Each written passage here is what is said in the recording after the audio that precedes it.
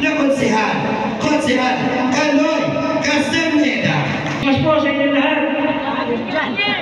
Kahit po sa Distrito 6, pakiramdam ko, palaging Pasko. Kaya nalaman ko sa pamamagitan ng Congressman Lenny Abante, katakot-takot na ayuda. Distrito ng Maynila, palagpakan natin, Konsehal Elmer Paul.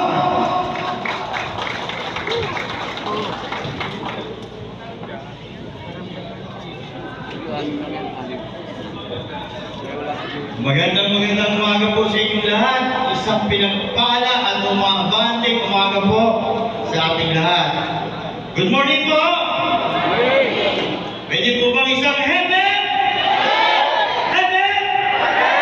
Abante na! Sa masisipag na konsehal ng ika-6 na distrito ng Maynila, palagpakan po natin, Siyempre Konsehal Lou Veloso.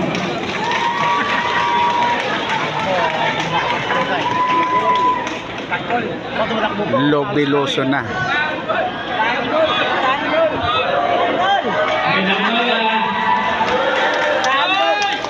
Sa lahat, maraming salamat kay Pastor Kaloy.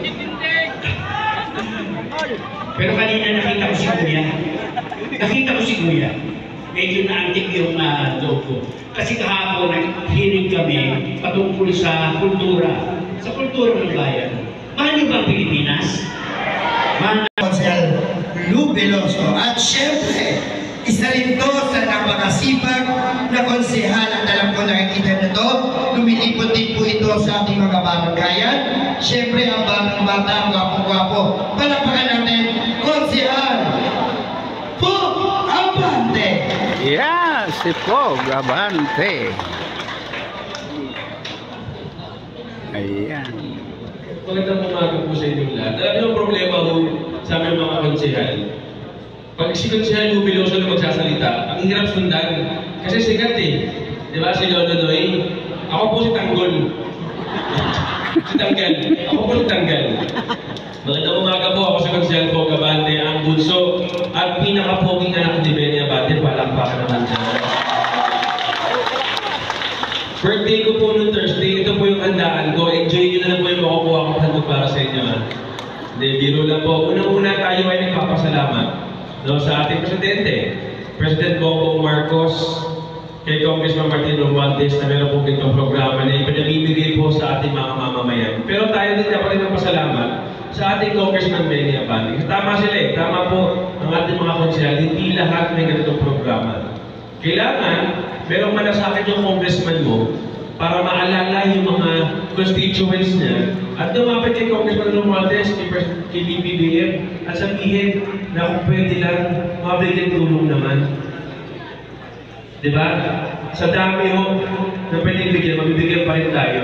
Kaya napaka-importante po na maalala po natin yung mga tao na hindi nakakalimutan. Sino pa ba yan? Siyempre, ang ating Mayora Hanin Lamuno, hindi kayo limutan yan. Vice Mayor Yusel Bonieto, pagbati din po mula kay Konsehal. Sa gilid, siyempre ang masisipag na barangay chairman, from barangay 878, Chairman Malyari, 878 ka.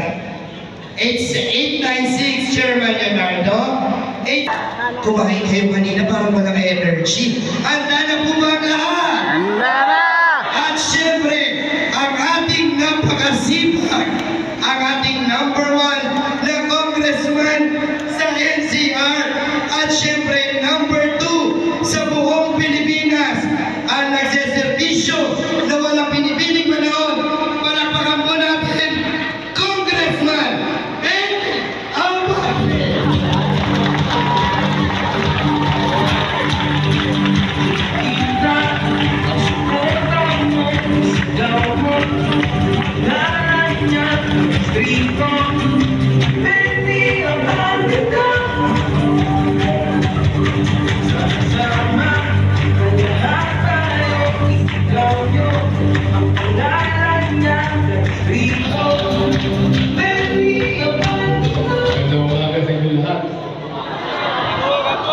Handa ba kayo?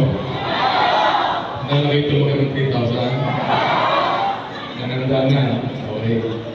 Huwag niyo ko na isipin yung 3,000. Ako manitingnan nyo. Okay. Una, gusto ko recognize din naman ang ating mga empleyado ng DSWD. Dito sa likod. Palapakan niya sila. Dapat ko ngayon, dapat papahinga ko mga ito. Diba? Dapat nasa papay na kayo, pero dito kayo yung umaga dapat tumulong sa ating mga kababayan. Kaya hindi, pinapasalamatan ko ang mga staff ng opisina ni Congressman Billy Infante na nagtulong-tulong upang ating pong pasinisawaan itong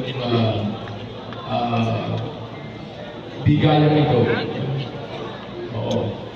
Sa pangunguna na aking anak, si Atty. Princess Infante.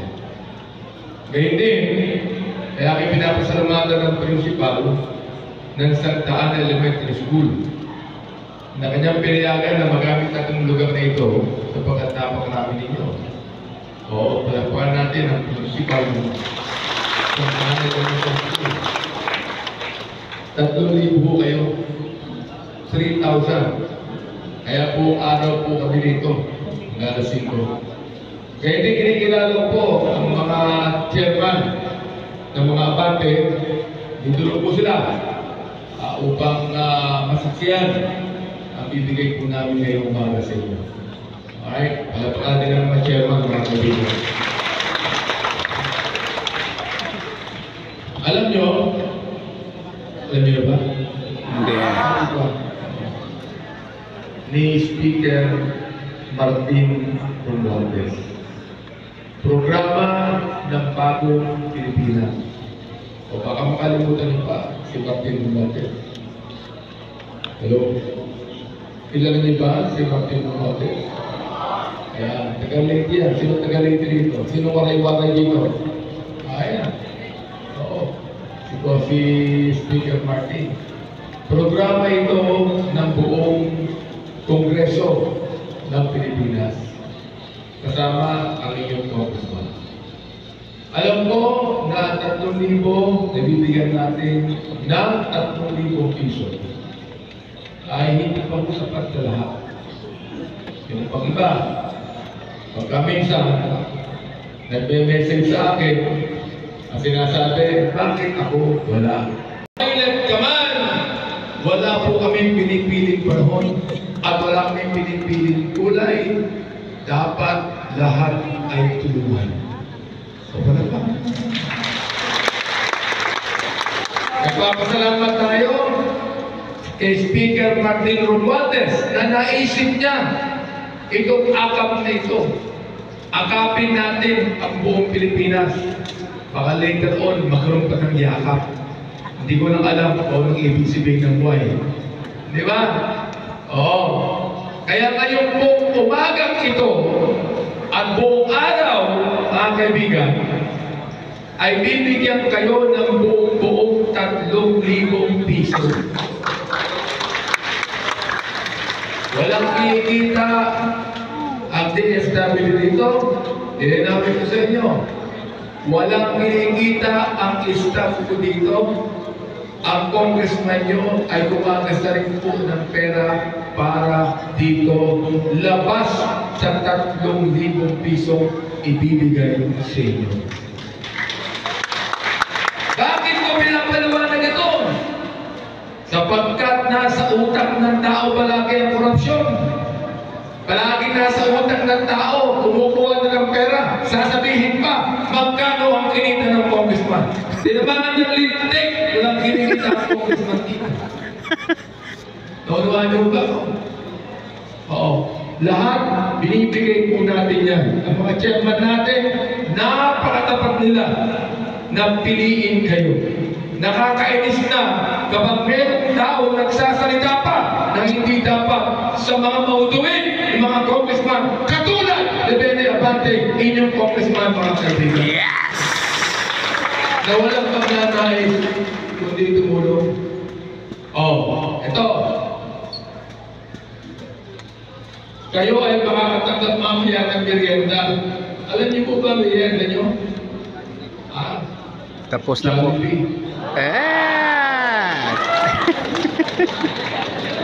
Tapos na po. Bibigyan na kayo ng 3,000,